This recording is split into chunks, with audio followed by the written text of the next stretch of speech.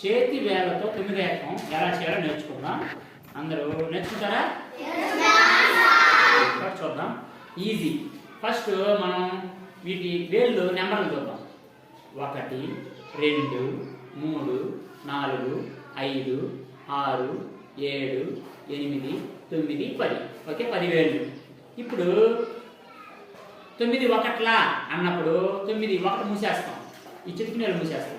1 కదా వేలు లెక్కేసినప్పుడు 1 మూసేస్తే ఎన్ని మిగిలాయి? 9 వేలు మిగిలాయి. కాబట్టి 9 ఒకట్లా 9. ఇప్పుడు ఇది తీసేద్దాం. 9 రెండులో అన్నప్పుడు 2వ వేలు మోస్తాం.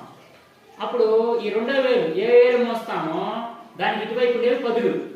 ఈ మిగిలి ఉండేవి 1. ఓకేనా? 9 రెండుల 18.